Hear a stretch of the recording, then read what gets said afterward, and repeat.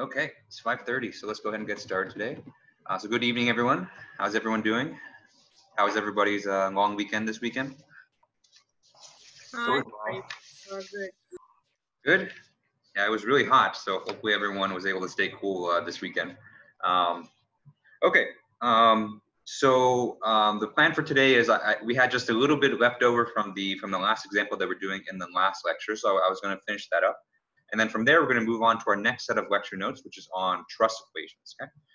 So you can kind of think of it as kind of an expansion of what we went over last time, which was the direct stiffness method for spring. So we're going to see how that expands to trusses. Okay. So one more announcement. So I've posted the next homework assignment on the Canvas site. So that's up for you guys.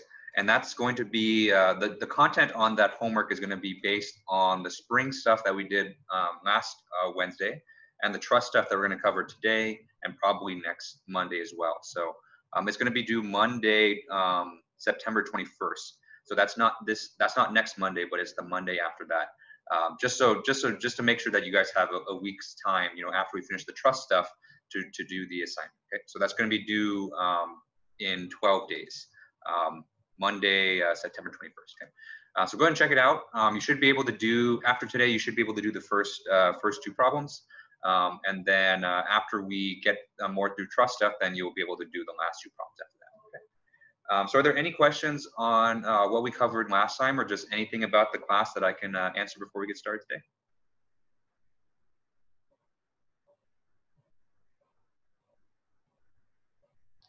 Will you be posting the solutions for the last homework assignment?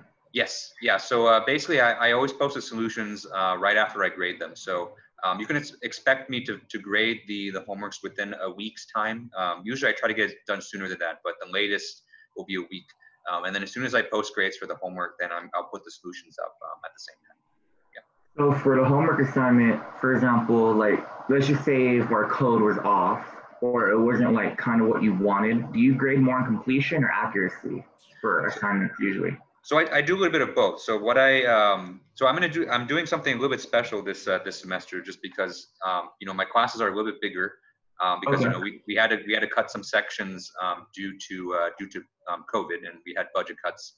And so usually what I like to do is I grade every homework assignment, and half the points are going to be on completion, and the other Okay. half is on correctness. And so I'm going to still do that. So half the points on the homeworks will still be just based on completion, and I'll grade instead of grading every single problem based on correctness, what I'm going to do is I'm just going to pick one problem on the homework and grade that one for correctness, and then half the points on the homework will be your correctness on that Got it. Yep. Okay, that's cool. Yeah. So little comments on my correctness scoring. So it's not an all for nothing thing, because I believe that the classroom is kind of like a unique situation where the final answer, of course, that you get is going to be important. But what we're really learning in this class is not just how to get a final answer, but it's the process in which we get there, right? And so that's what I really believe, is that I'm teaching you guys not only what to do, but also just the process and how to get there. So a lot of what I grade is based on the work that you do to get there. And so the final answer is maybe only worth like at most maybe like 10% of the final points. But if you show me you're a good amount of work, and you show me your process in which you got there, and all that's correct, but then you just made just a simple you input the numbers wrong, then you're still going to get the vast majority of the points. So that's kind of my philosophy with the correctness grading, and that's going to apply for the exams as well. And so exams, exams, of course, I have to grade that for correctness, but it's going to be more based on your process, much more than the final answer. Yeah. Okay. Any more questions on just grading or just anything before we get started? Okay. So I think we had a little bit left to go on the previous week's lecture notes. Let's go back to there. Nice. One of the nice things about technology is we can bring back the lecture notes from before. Okay.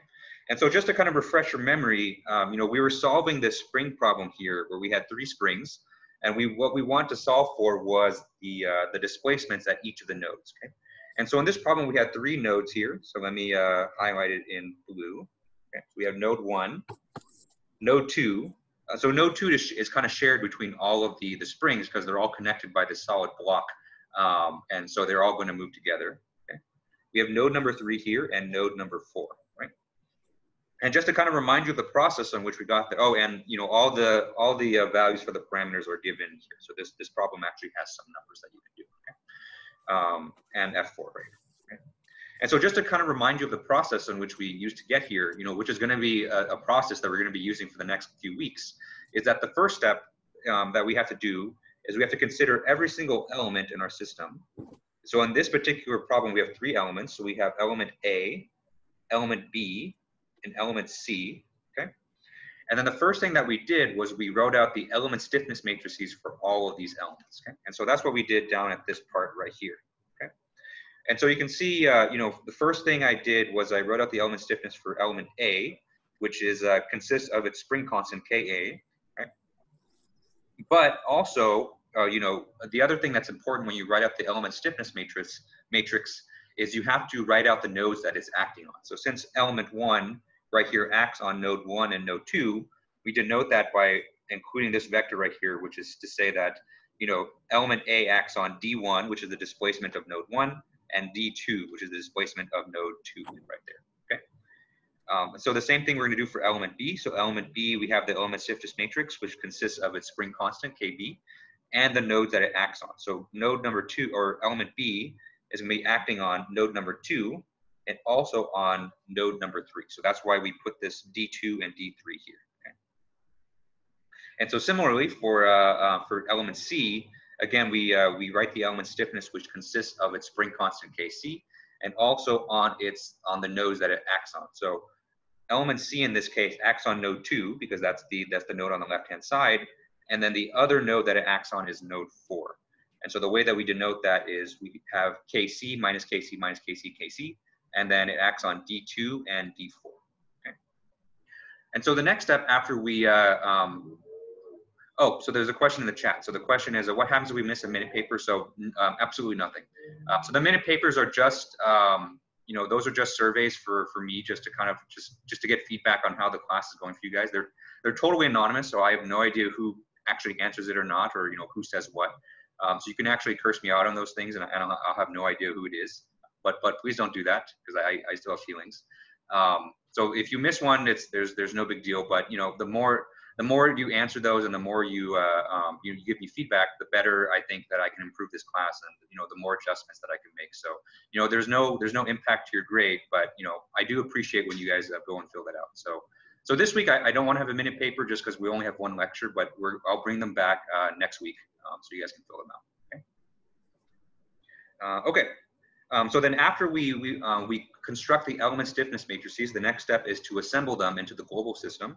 And so the global system consists of, you know, every single node in our mesh. So in this case, we have 4 nodes in our system, D1, D2, D3, D4.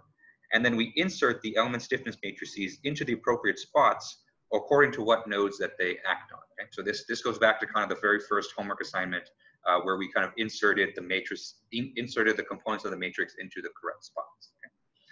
And so that's where we kind of left off last Wednesday. And so the next step that we have to do after this is we have to apply the boundary conditions. So I've kind of summarized the boundary conditions here. So our first boundary condition has to do with the fact that node number 1 is just, it's basically bolted to the wall. And so what that means is that D1, or the displacement of node 1, is going to be equal to 0. And so this is a Dirichlet boundary condition. Okay. And so the next boundary conditions that we have are the forces that we're actually inputting here. So we have a force to the right on node 3, and that's going to be given by big F3. I'm sorry, that's a force to the right. And then we have a force to the left right here, that's big F4. Okay.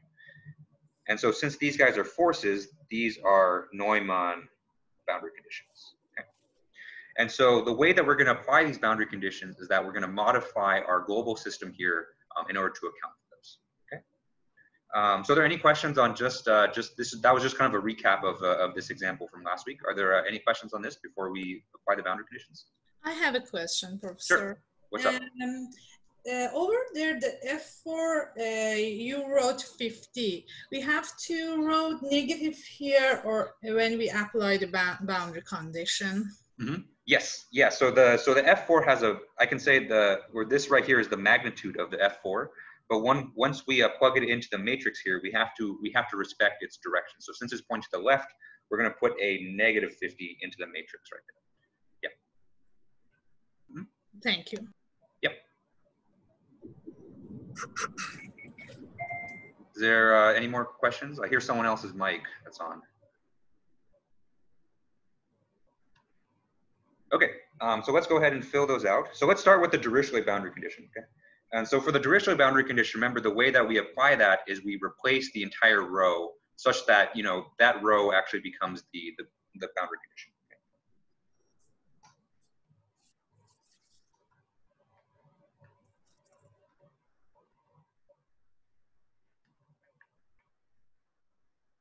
All right. And so since our Dirichlet boundary condition acts on D1, what that tells us is we should replace the first row in the matrix, okay? And so if I redraw our system here, okay?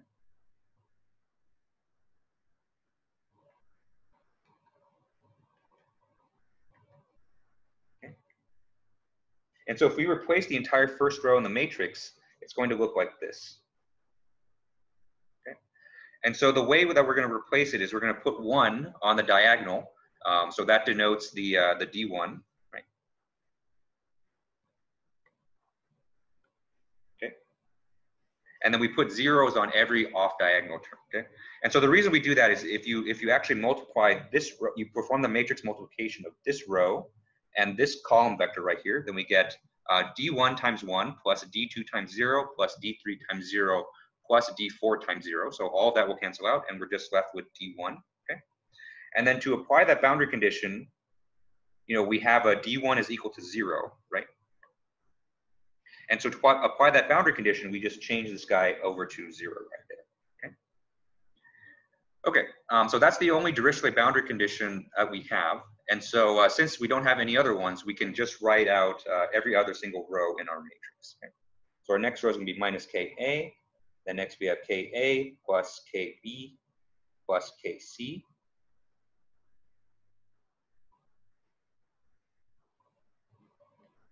Okay, then we have minus KB, and then minus KC. Okay, so that second row is pretty busy. But that makes sense because you know, we have every element that's connected to node number 2. Right? Next we have 0 minus KB, KB, and then 0, and then 0 minus KC, 0, KC. Okay. Okay. And so now that we've applied our Dirichlet boundary condition, now we need to apply our Neumann boundary condition. Okay. So let me change the color for that. And so the process for applying a Neumann boundary condition is that the only thing that we need to change is just the forcing vector, okay? And so the way we're going to do that is we're going to simply insert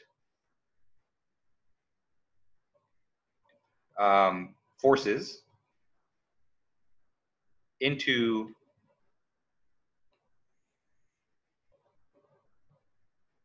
forcing vector.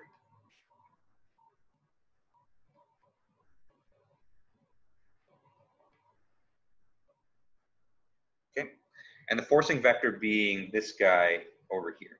Okay, and so let's go back to the previous page.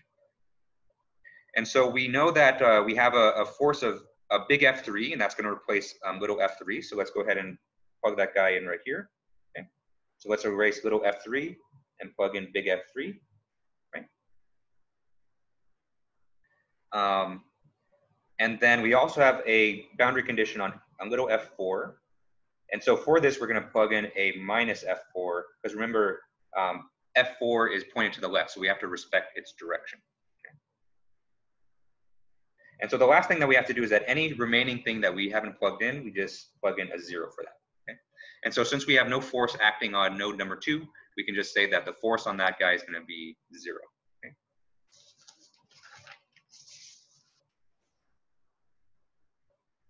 All right.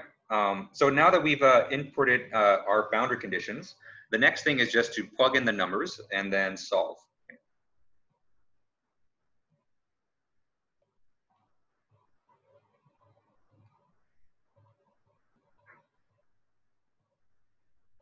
Okay. And so in this problem, we're given all the numbers. So we have all the values for the K, and we have the values for F and F4, okay, or F3 and F4. And so once we plug in all the numbers, we basically have a 4x4 linear system of equations. And so, you know, the best way to solve this is usually with MATLAB. So, you know, of course, you know, you're free to solve this by hand, but it's probably going to take more time than it's worth. And so the best thing I think to do is once you have this matrix system filled out with all the numbers and the boundary conditions applied, is just to import this matrix into MATLAB, you know, using the methods that we talked about in the first week, and then just letting MATLAB solve the problem for you, okay? And so if you do that, then you get the following answers. You get D1 is equal to 0 meters, okay? And that makes sense because D1, remember, was the fixed support, so we should get 0 for that. And so if we don't get 0, then that would be very strange. Okay? Next, we have D2. So D2, if we solve the system, is going to be 0.1 meters. Okay. Next, we have D3. And so D3 is going to be 1.1 meters. Okay. And finally, we have D4. And D4 is going to be minus 0.1 meters. Okay. So this is the result of basically just plugging in the numbers and then plugging that guy into MATLAB and solving it for that. Okay. Okay.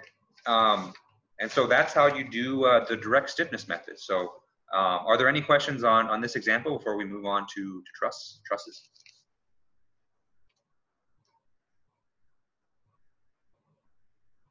Okay.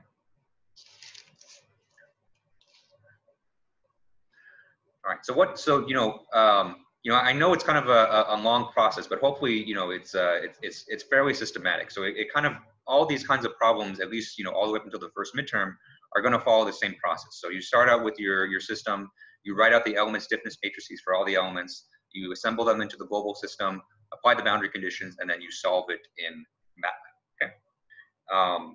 And so, you know, we're going to incorporate more complicated elements, but that general process is going to be the same. So that's going to be kind of your introduction to just finite element methods using springs. Okay. Okay. So there's no more questions. We can go ahead and move on. And so our next topic is going to be truss equations. So in other words, we're basically going to see how we can use the finite element method to solve equations involving trusses. Okay. So basically up to this point, you know, we've demonstrated the finite element method with springs, which is fine because springs are really simple. But, you know, it's not really realistic a lot because, you know, springs are kind of nice because their formulation is really simple and you just have one constant, but you don't go out and see like a cell phone tower made out of springs. Although that might be kind of funny to look at and kind of fun to do, okay? And so what's kind of more realistic is that you have your structures here, they're made of more structural members, okay? And so what we want to do in this week is basically to start with kind of the most basic kind of structural member, which is a truss element, and see how we can do finite element you know, problems with it. Okay?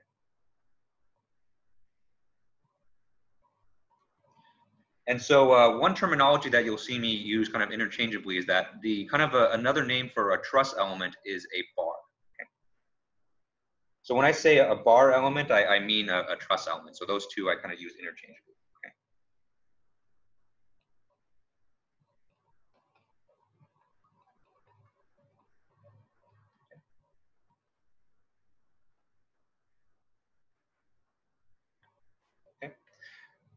And so, you know, this is kind of the next kind of conceptual step up from the springs because actually, you know, the element stiffness matrix for a truss looks very similar to a spring, except, you know, there's different variables that you're going to implement. Okay? But kind of the big step forward that we're going to do this week is that we're going to kind of move on from 1D problems and start to work on 2D problems.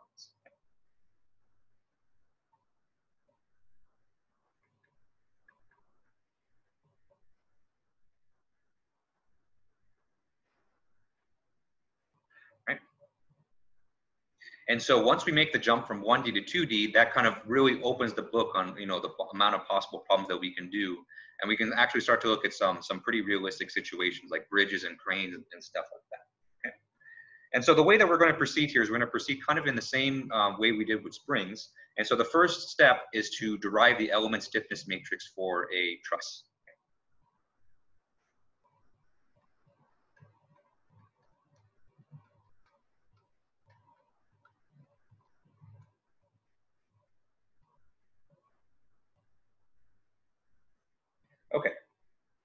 And so let me draw out the a truss element for you. Okay. And so typically, you know, a truss element will look something like this. So we typically use like a cylindrical rod, basically, to model it. Okay. And then what we're going to do is we're, just like we did with the spring, we're going to apply a tensile force on it.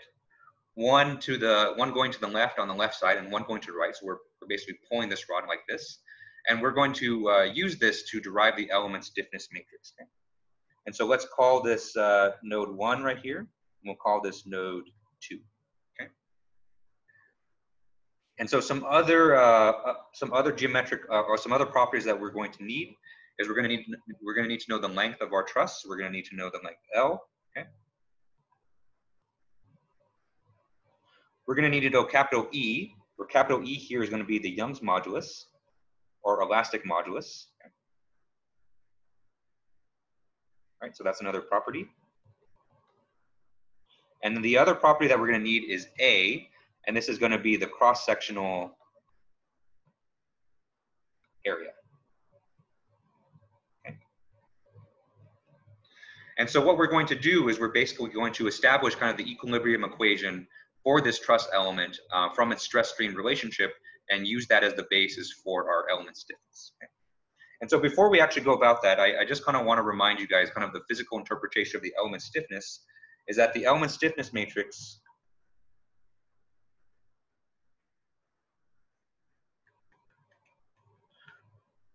the responsibility for the element stiffness matrix is to form a relationship in between the forces that you put onto an element and the resulting response. Okay.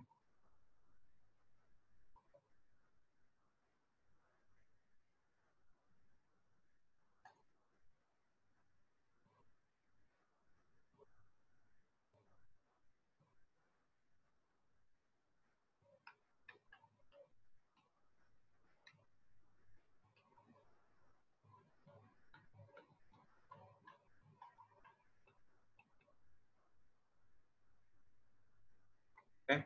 And then by response, what I mean is the displacements. Okay.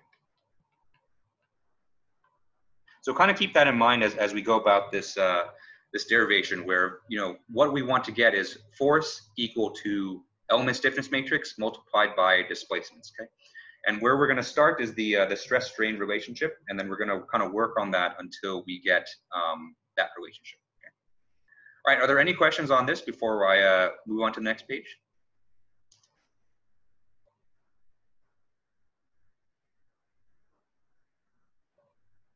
Okay. Okay, so let's start there. So let's assume a linear stress-strain relationship.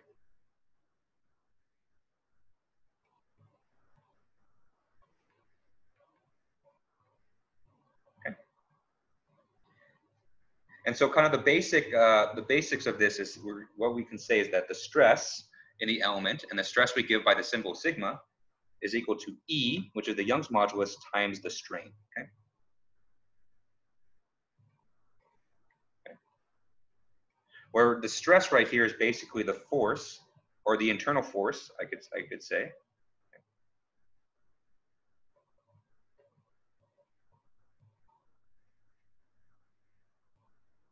Per area. Okay. So basically it has the same units as pressure. Okay. And so that's what the stress represents, is basically some of the internal forces that hold this the structure in equilibrium. E, of course, right here is your Young's modulus.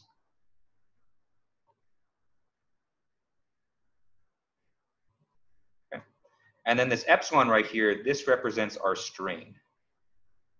And so what strain is basically a relative change in length of the bar.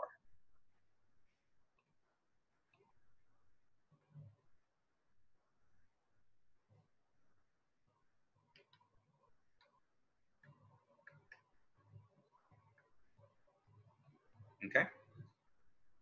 And so what we're going to do basically is substitute variables into this expression in order to get our force equal to stiffness times displacement kind of relationship. Okay. So let's start with the stress. And so in our kind of in our kind of toy situation here, we have a tensile force that appears on both sides. Okay? And so one way that we can express the stress in this kind of very specific situation is we can say that the stress is equal to the force that we're actually applying on the bar, which is T. Okay? And then we're going to divide that T by the area. Okay? And so the internal stress that the bar experiences in this case is the input force divided by the cross-sectional area of the bar. Okay? And so if we plug this back in here, we get T over A is equal to big E times epsilon. Okay? And so if we multiply both sides by A, what we get is T is equal to A E times epsilon. Okay? And so all I did in this part was I basically substituted for sigma and I put it in terms of variables that we know from our situation. Okay? And so the variables that we know are the tensile force that we're putting on and the area underneath. Okay, so there's a question in the chat. So the question is, so we don't need Poisson's ratio because we're only focusing on uniaxial deformation. That's correct. Yeah, so we're basically making an assumption that we're only going to have deformations in the axial direction, so along the length of the rod. So we don't need to worry about any Poisson's ratio. So the only material constant that we need is just the Young's modulus. Yeah. And that's actually the next step, is to talk about kind of some of the assumptions. All right, any more questions on this guy?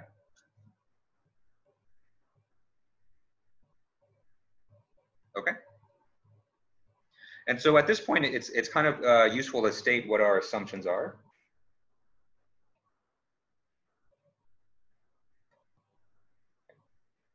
And you know, I do it at this point because you know, the next thing that we're going to plug in for is the strain, and the strain can really be affected depending on what assumptions we make. Okay, so let's write our first assumption.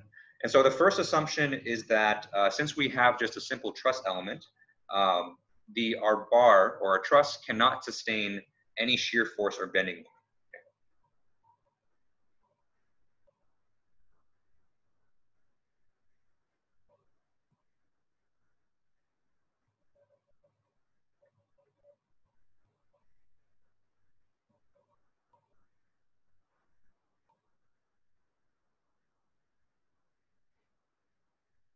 Okay. And so the only forces that it can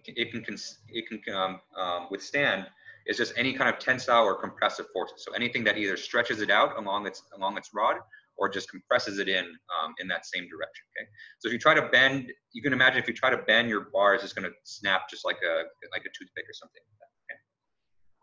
And so we're not going to apply basically any forces that are either transverse to the rod or any kind of bending moment. Okay. Okay, so kind of along those same lines, any transverse displacement is ignored.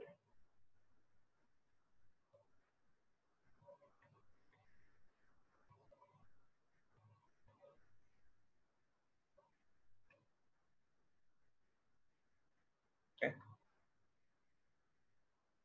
And so what this basically means is that the rod can only displace in the axial direction. So we have our rod right here. And basically what we're saying is that there's no way for the rod to kind of displace in these directions. Okay? So the only way that the rod can displace is along in the direction along its length.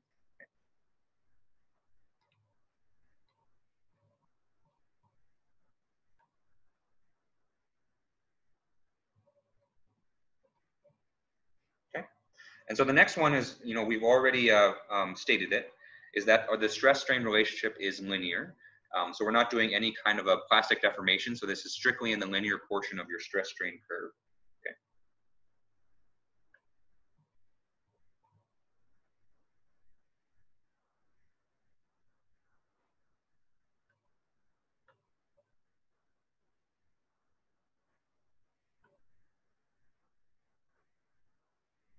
Right. And the last assumption that we make is that there's going to be no intermediate applied loads. Okay. And so what that means is that we're not going to have a situation where we have a bar and then we apply a load somewhere in the middle of the bar. Okay. So the only place where we can apply loads is at the ends of our bar elements. Okay. And so in this particular case, we have tensile forces that act at the end. Okay? So you can only apply forces at the ends of the bars. Okay?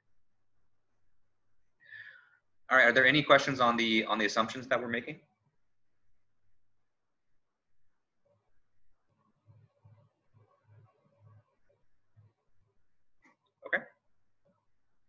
Okay, so now that we have all the assumptions out of the way, we can go back to our stress-strain relationship. Okay?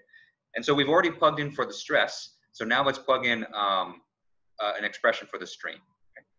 All right, so there's a question in the chat. So the question is, can we apply forces at the nodes? Absolutely, yes. So that's basically the only places that we can apply forces are going to be at the nodes. So it's going to be the same as kind of our spring situation where we apply forces at the nodes of our finite element truss.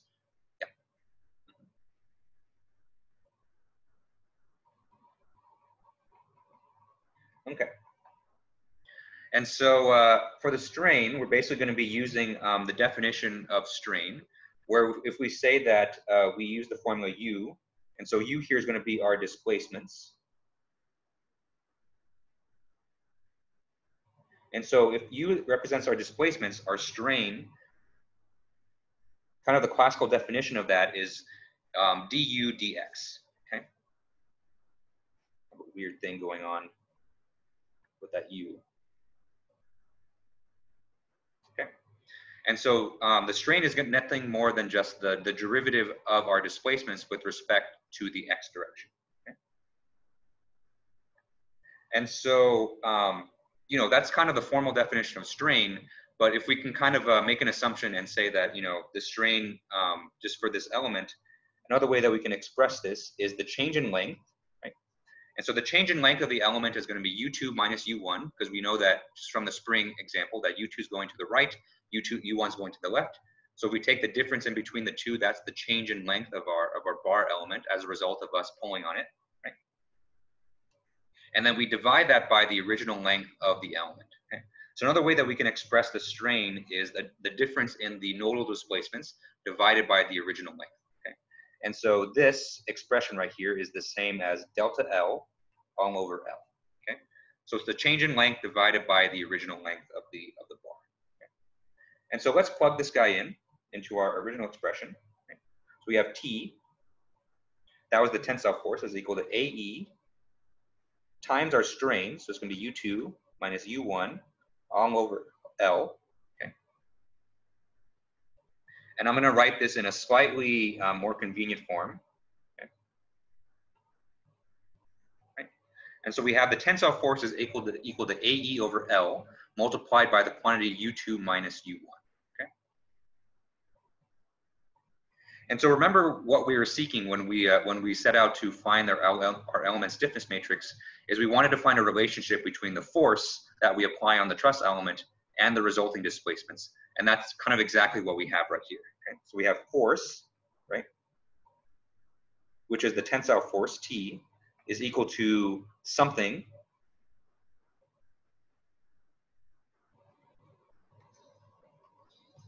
multiplied by displacements. Okay?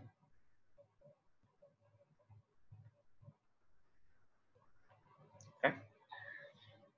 And so this expression right here is going to form the basis for our element stiffness matrix. Okay? And so let's take this expression for T and use that to in terms of the nodal forces. Okay? And so if we go back to our original diagram here, we can say that the force F1 that's acting, or so the force that's acting on node 1 is equal to minus T, right? Because the tensile force is pointing to the left over there, so the nodal force 1 is equal to minus T. And then the other thing we can say is that F2 is equal to T. Okay, so the nodal force that's acting on node 2 is a T that's going in the positive direction. Okay? And so if we apply that here, so we have F1 is equal to minus T, and F2 is equal to T, right? And then we plug in that expression up there, so we have F1 is equal to minus AE over L, all times U2 minus U1. Okay? We have F2 is equal to a positive AE over L times U2 minus U1. Okay? And so all I did basically was I just plugged in this guy in for t in both of these locations right here. Okay, and so we have F1 is equal to minus AE over L, U2 times minus U1, and F2 is equal to positive AE over L, U2 minus U1. Okay. And then, so what we're going to do next is we're going to form our element stiffness matrix from this guy. Right. Okay. Are there any questions on this?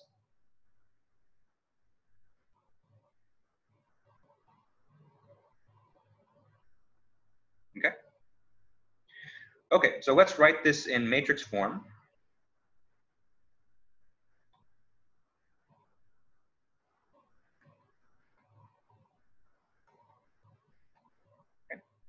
So let's say that we have F1 on top, and this is going to be AE over L times, and if I distribute the negative throughout, we have U1 minus U2.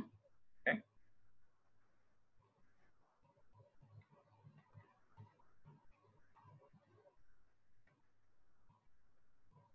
And then same thing for F2. So we can say that F2 is equal to AE over L times minus U1 plus U2. Okay. So I put it in this order just to kind of make it convenient for the matrix form. Okay. And so what we can say here is that we have F1, F2, right, is equal to quantity AE over L times 1 minus 1 minus 1, 1 times U1, U2. Okay. And so this guy right here, this is our element stiffness matrix. Okay. So our element stiffness matrix for a truss element is just going to be AE over L times 1 minus 1 minus 1, 1. Okay. So you can see it has this kind of the same general structure as our spring. So our spring element stiffness matrix kind of is the same as this. It's a 2 by 2. And so, but instead of a spring constant K, what we have is quantity AE over L. Okay. And so there's a question in the chat. So, so the question is, that means F1 is equal to minus F2. That's correct. So F1 and F2 are equal and opposite in this case because we assume that the bar is in static equilibrium.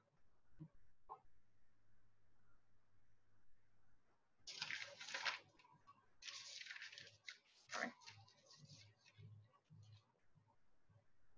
Any more questions on this before we do an example?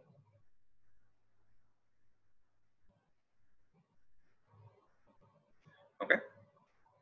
And so now that we know the expression for the element stiffness, we can basically plug this into the same process that we had before. So, now we're going to do an example problem, and you'll see that the process is the same as what we did with springs, but instead of having our element stiffness matrix be consist of K, now it's going to have AE over L. But the same process is going to apply. So after we do the element stiffness matrix, we're going to assemble the matrix, apply the boundary conditions, and solve it in the exact same way. Okay. And so this example, let's consider an assembly of 3 bars.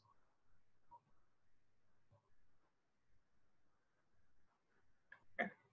And so it looks something like this. Okay. So let's say that the 3 bars are trapped in here. Okay.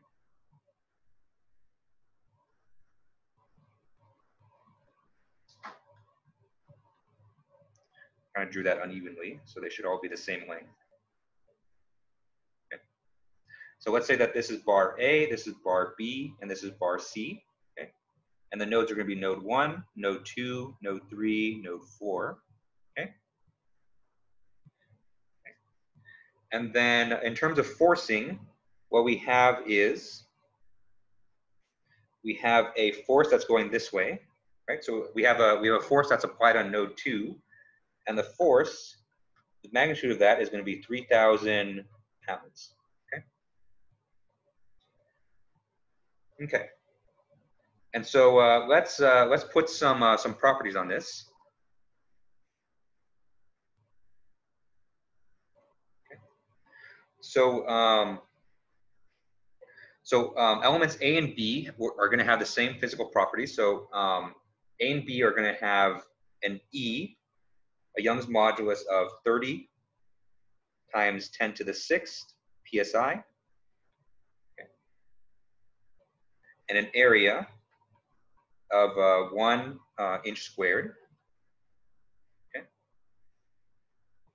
And for element C, the Young's modulus for element C is going to be, let's see, 15 times 10 to the 6 psi. Okay. And it has an area equal to 4 inches squared. Okay. And for all the elements, the length of the element is going to be equal to 30 inches. Okay. So they all have the same length, despite my lack of artistic skills. Okay. And so in this problem, what we want to find is A, first let's form our global linear system.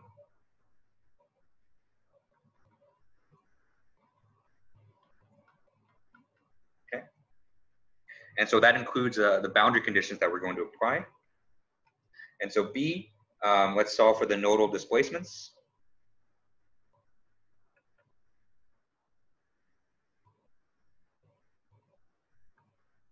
Okay. And then C, we're going to solve for the reaction forces at the nodes. Okay. And so part C we haven't done before, so I'll walk you through that once we get to that part. Okay. But we should, we have everything that we need so far to do part A and part B. Okay. And it's kind of implied from this figure, but the fact that nodes 1 and nodes 4 are attached to the wall means that they're going to be fixed. Okay.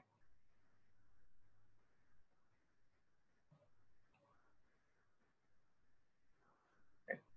So anytime that you see a node attached to some kind of wall or something like that, you can assume that the node is fixed. Okay. All right. Are there any questions on the problem setup?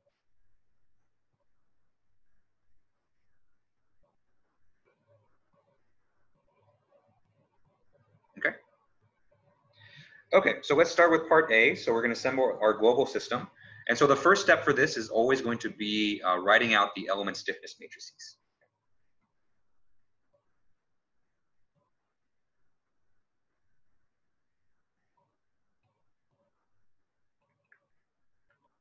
Okay. And so in this case, since element A and element B have the exact same properties, their element stiffness matrices are going to look exactly the same. So I'm just going to write it out once. Okay.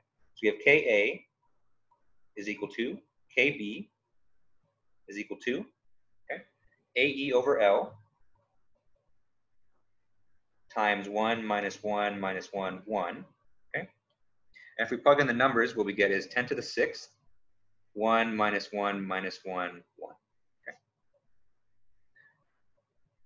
Okay. And so that's the actual numerical values for the element stiffness matrix. But the only thing that we have to, the other thing that we have to add to this is we have to add in the nodes that elements A and B act on. Okay. So A is going to act on U1 and U2. Okay. Because those are the nodes that it borders on the system here. So you can see element A is bordering node 1 and node 2. Okay. Meanwhile, element B is going to be bordering U2 and U3. Okay. And so remember, the reason we do this is so that we know what location to put these into the global matrix.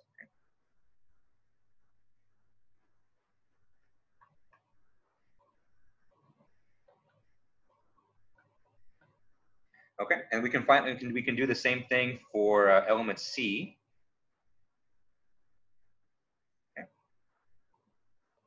And so if we plug in the numbers for element C, we get that the element stiffness matrix is 2 times 10 to the 6 times 1 minus 1 minus 1, 1. Okay. And then the nodes that element C acts on are going to be U3 and U4. Okay. So those are all the element stiffness matrices associated with this. Okay. And so now the next step is to assemble all these element stiffness matrices into one global system. Okay.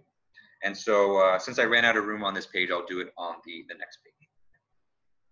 Are there any questions on this, on the element stiffness matrices?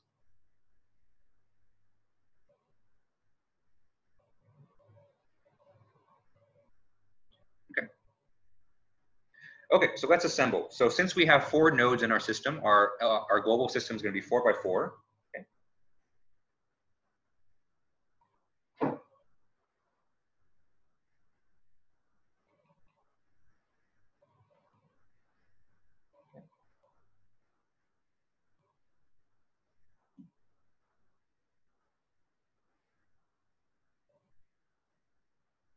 Okay. And so let me do this too, just to kind of simplify kind of the all the writing. And so let's bring out a 10 to the 6th out in front right here, because there's a 10 to the 6th kind of outside all the other elements. Okay. And this can be multiplied by U1, U2, U3, U4. Is there a question right now?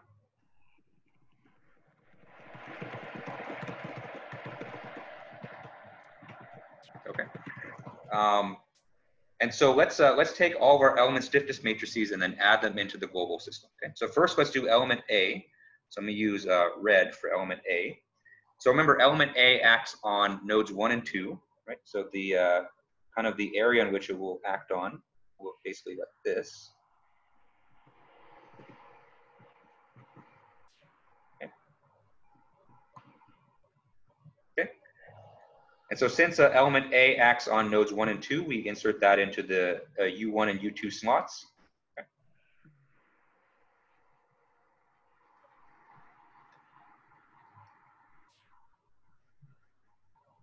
Just to give you guys a color coding.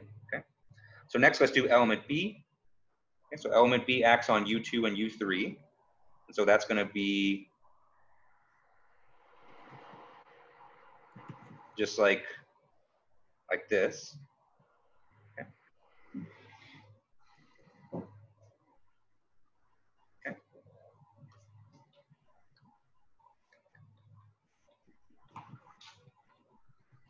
Okay. And then finally, we have element C. Okay. So element C is going to be dark blue.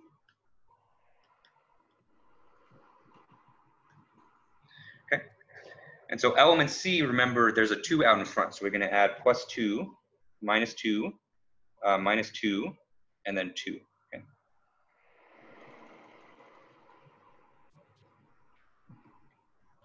So that's going to be element C right there. Okay. And so at this point, you know, we've assembled the global system, and our next step is going to be apply the boundary conditions.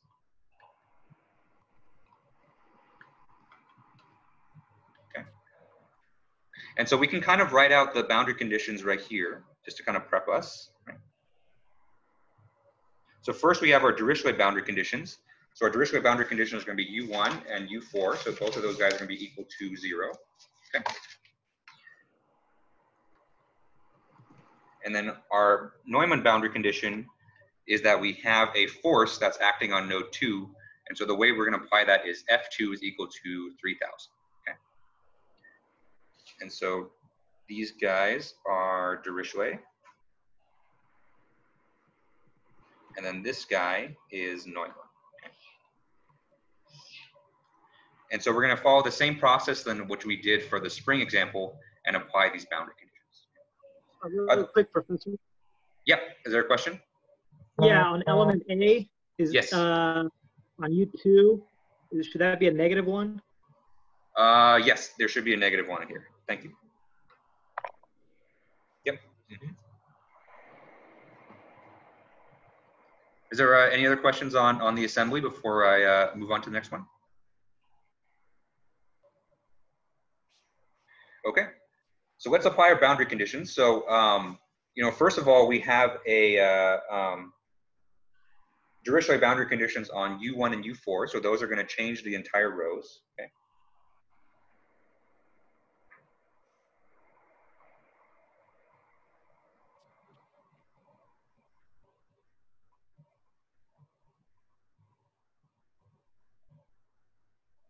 Right, so let me draw out the matrix first. Okay. Okay. And so if we replace the entire first row, it's going to look like this. And if we replace the entire last row, it's going to look like that. Okay. So remember, this is the we're applying our Dirichlet boundary conditions here. Okay. And so to apply our Neumann boundary condition, we just insert, or we just slip in the force onto that spot. Okay. So since we have a force of 3,000 on node 2, we're going to insert a 3,000 over there. And then we're going to keep the rest of the matrix the same. Okay.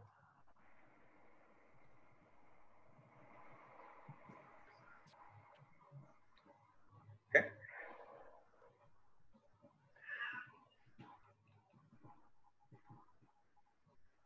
My cat is hungry, if you can hear her meowing in the background. Okay. So now that we've assembled our global system and applied our boundary conditions, we can simply just plug this guy into MATLAB because, you know, again, we have a 4x4 system. You can solve it by hand if you really want to, but, you know, I'm lazy, so I let kind of MATLAB do the work. Okay. And so if we do that, this is what we get for our nodal solutions. Okay. So we have U1 is equal to 0, and our units are inches. Okay. U2 is equal to 0.0018 inches.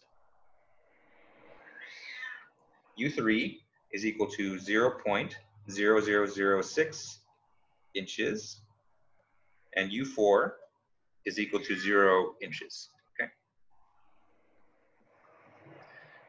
So again, you know, the hard part in doing this in doing these finite element problems is just getting this linear system. But I would say, you know, don't waste your time trying to solve it by hand. Just, you know, let MATLAB, or, you know, if you want to use some online tool to help you solve these systems, that works too. Okay.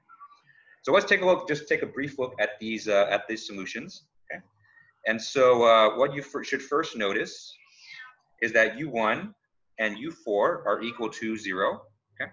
And that makes sense because these are our fixed boundary conditions. So these guys should be equal to 0. Okay.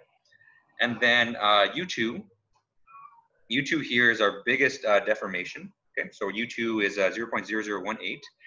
And this makes sense because this is where we're applying our force. Okay? So the places where we apply our force, that's going to be the places where the displacements are going to be the highest. So, you know, everything kind of checks out with this problem, which is good because it's an example that I did and kind of checked myself. Okay. And so that's, you know, that's the same process that we did with the springs, but you can see that, you know, doing it with trusses is very similar. So the only thing that's different is when we compute the element stiffness matrices. Okay.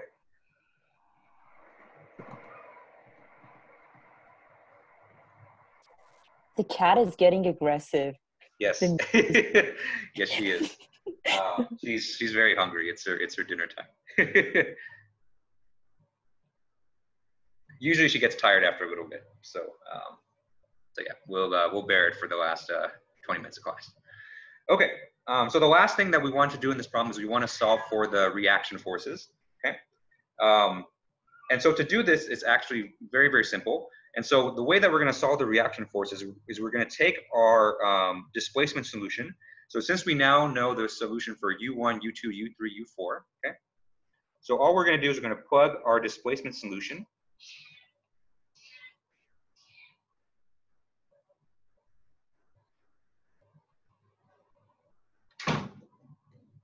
Okay. And we're going to plug that back into our global system.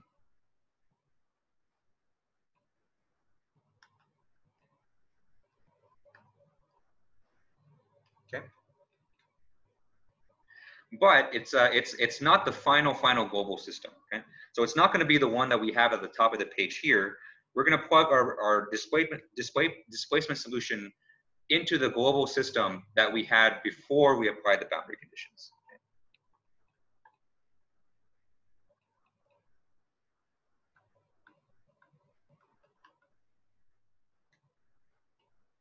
Okay. And so that global system is actually going to be this guy right here. Okay. So this was the global system that we had just right after we assembled the element stiffness matrices. And so if we plug in our displacement solution here, then that'll give us all the reaction forces. Okay. So this part is actually pretty simple because, you know, now that you have the solution, you just plug it in, you just plug it back in, you perform some matrix multiplication, and then you have your reaction forces. Okay.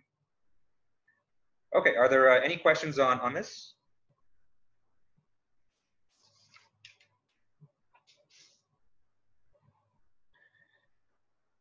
Okay, so let's go ahead and see this in action. Okay, and so our global system, before we actually plugged in our boundary conditions, looks something like this. Okay. So we had a 10 to the 6 out here, okay, and we had a 1, -1, 0, 0. We had a -1, 2, -1, 0, 0, -1, 3, -2, 0, 0, -2, and 2. Okay.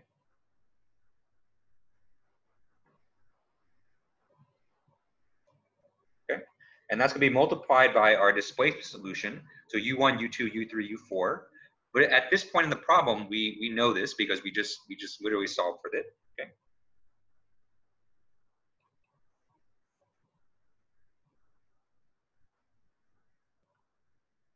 Okay.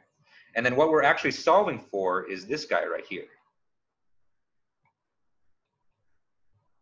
Okay. And so all we have to do is basically just plug in our displacement solution and perform the matrix multiplication. Okay. And if we do that, we get the following solutions. So we get F1 is equal to -1,800 pounds. F2 is equal to 3,000.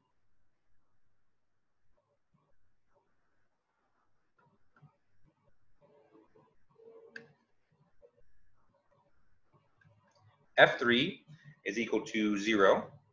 And then F4 is equal to -1,200 pounds. Okay. So a few things to note here. Okay. So first of all, let's look at F2. Right. So you can see F2 is 3,000 pounds. And if you go back to our original problem, we know that we applied a Neumann boundary condition of 3,000 pounds on F2. Okay. And so what this basically is saying is that the force that node number 2 feels is 3,000 pounds. So this makes perfect sense because that's the force that we're actually applying there. Okay. Next thing is let's look at F1 and F4. Okay. And so remember F1, node number 1 and node number 4 were our nodes that were fixed, right? And so in order to hold this system in equilibrium, they need to exert some forces that kind of balance out the F2. Okay. And so since F2 is 3,000 in this case, and so in order to have this system in equilibrium, there needs to be a force of -3,000 that kind of counteracts this. Okay. And so if you sum up F1 and F4, we can see that they equal -3,000, and so those guys will equal to that. Okay. So that's basically, you can think of that as the force that the wall is exerting on the truss in order to hold it in equilibrium. Okay. And then finally, the last thing I want to bring your attention to is little f3. Okay. So little f3 is 0, and the reason for that is f3 is not attached to a wall, and we're not applying any force in f3. So f3 actually is not experiencing any force at all. Okay. All right. And the question is, so there's a question in the chat. So could we get the stress at each node by dividing the reaction forces by the area? Basically, yes, but we're going to have a kind of a formal method to do this after we get into 2D problems. So stress is where we're going next. But I'll say let's hold off until we go into the 2D space. But yeah, that's basically what stress is. You just take the nodal forces and you divide by the area. Okay. Are there any final questions on this this example here?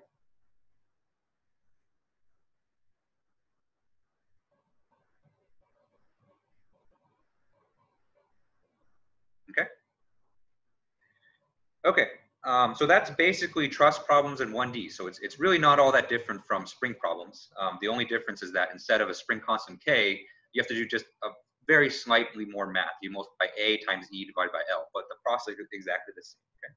So let's take this to the next level now. So up to this point we've only done 1D problems, but what we can do is we can do a little bit of geometry, and we can expand what we know in order to solve truss problems in 2 dimensions. Okay. And so this is going to work for both trusses and springs. Okay.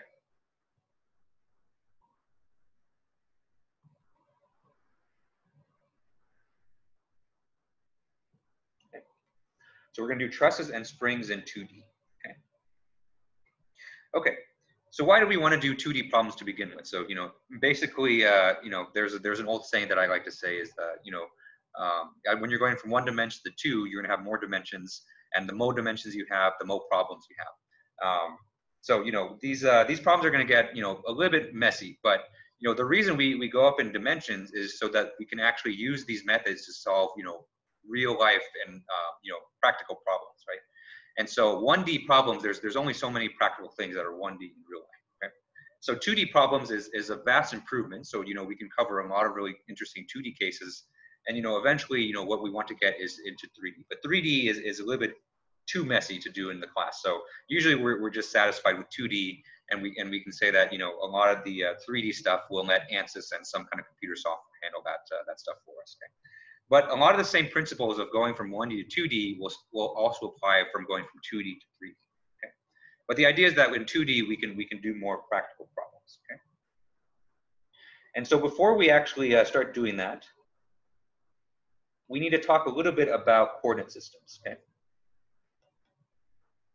Because the different coordinate systems are going to kind of form the basis of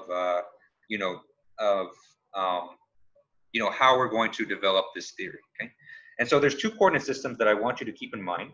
Okay, so I'm going to define them first, just so you have the words, and then I'm going to kind of draw a picture to kind of illustrate this.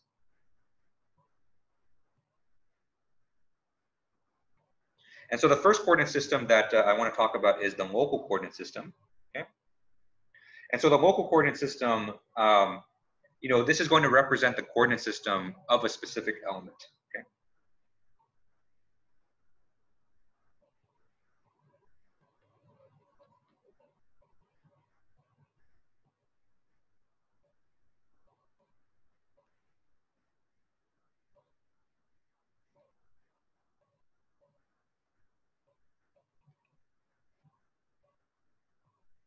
Okay. And so this is really useful because, a lot of times when you have a 2D case, you're going to have your bar element, but it's not going to be completely flat. So because we're in 2D, your bar might be rotated a little bit. So it might look something like this. Okay. Right. And so if we say that, this bar element is rotated with respect to the horizontal according to some angle theta, right?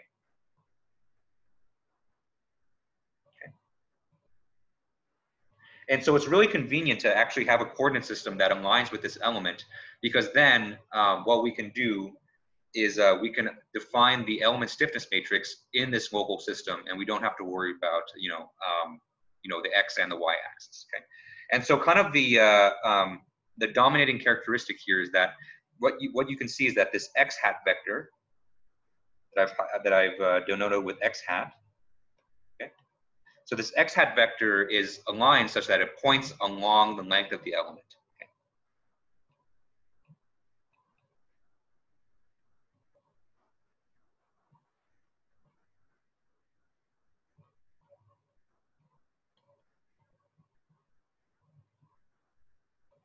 Okay. Okay. And the reason this is convenient is we can easily define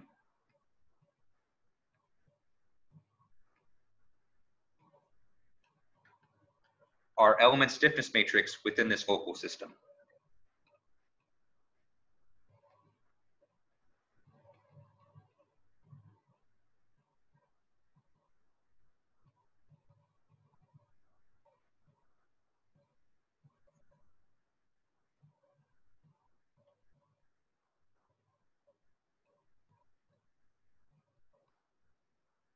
Okay.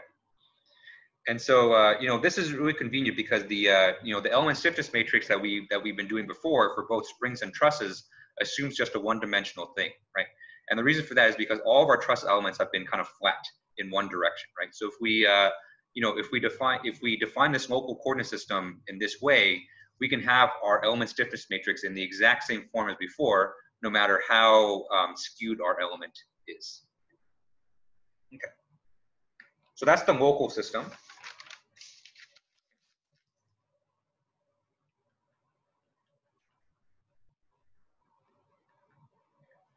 And so the other coordinate system is the stationary one. So you can kind of think of this as kind of the global coordinate system that applies to all the elements. Okay. And so these are coordinate axes that do not change, and they kind of they're kind of fixed. So they're not aligned to any particular element. They're just kind of fixed And usually this is kind of what we understand to be kind of the X and the Y axis.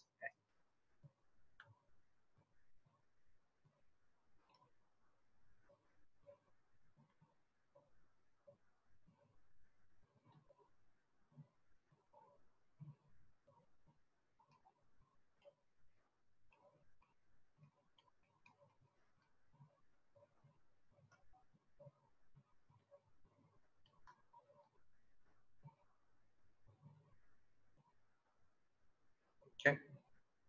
And so I use the term nominal in that you know, usually when we pick the stationary coordinate axes, they're pointing in a direction that makes kind of sense to us. So on the most traditional one for the XY axis, the X points perfectly horizontally and the Y axis points perfectly vertically. Okay? And so that usually makes kind of the most sense for most problems. Okay.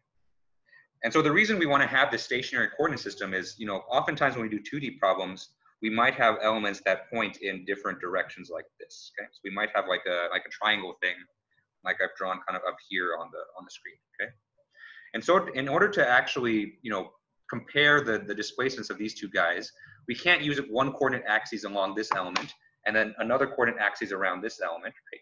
Like we can't have any Wakanda forever. Rest in peace, Chadwick.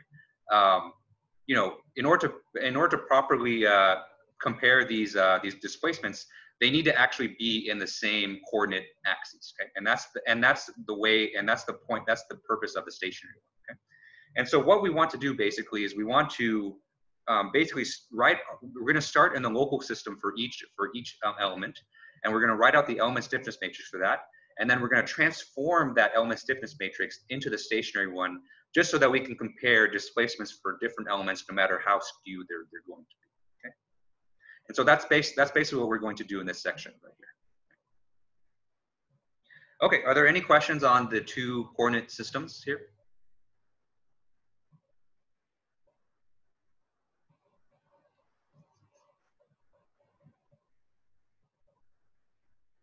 Okay, so let's see how this is actually done in practice. Okay, and so let me draw both coordinate systems. Okay. Okay, so this is going to be our stationary one. Okay, so our stationary one doesn't move at all. Okay.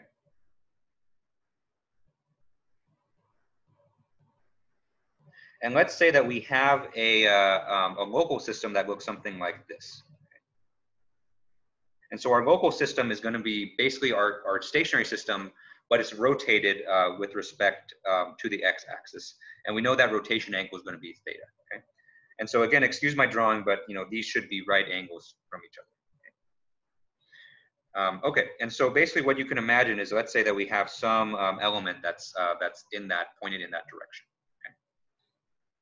Okay, and so what I'm going to do next is I'm going to draw an arbitrary vector in both systems. Okay, so it's going to be the exact same vector, but it's going to be, one is going to be with respect, one is going to be, you know, the components are going to be with respect to the stationary system.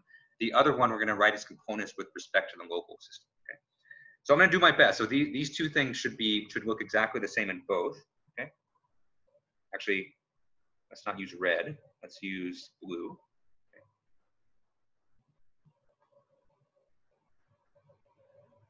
So these two u vectors should look exactly the same, right? So u vector, same in both systems,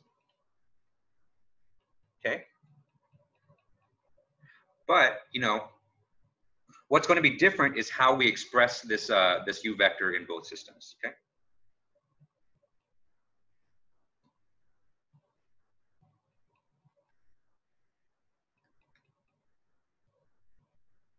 And so by expression, I basically mean its components, okay?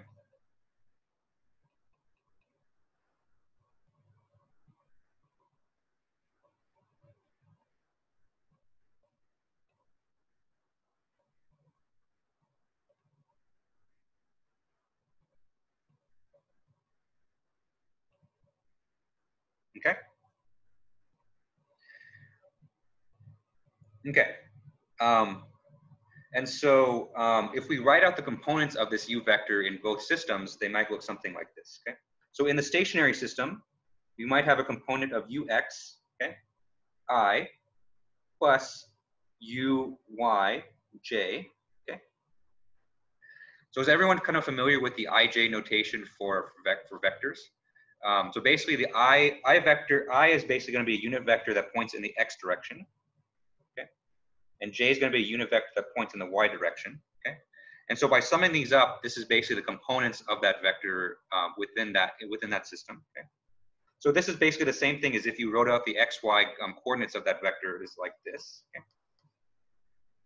But the reason I'm using the ij notation is just so it kind of sets us up better for the derivation later on. Okay?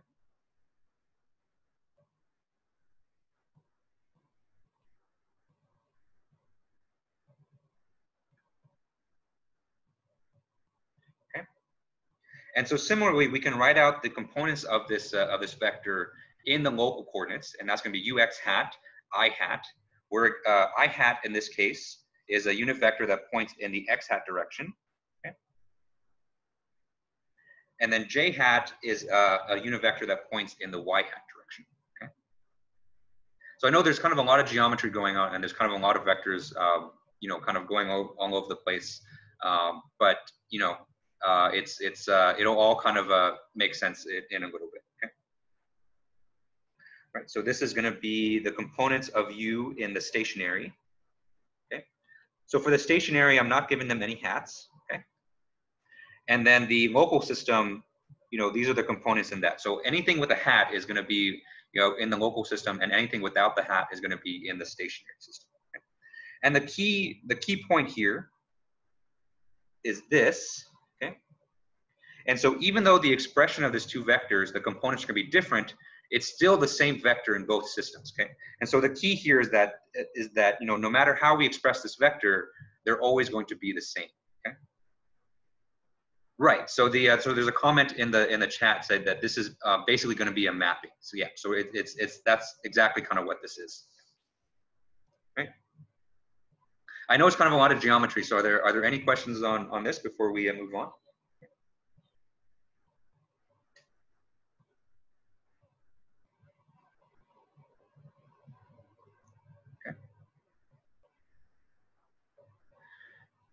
Okay, so and so what we're going to do next is we're going to work on this entire expression right here, okay?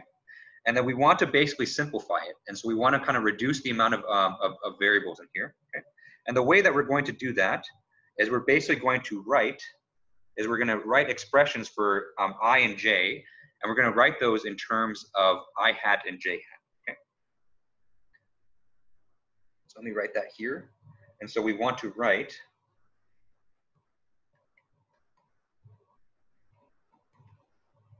I and j, which are the unit vectors in the stationary system, in terms of the unit vectors in the local system.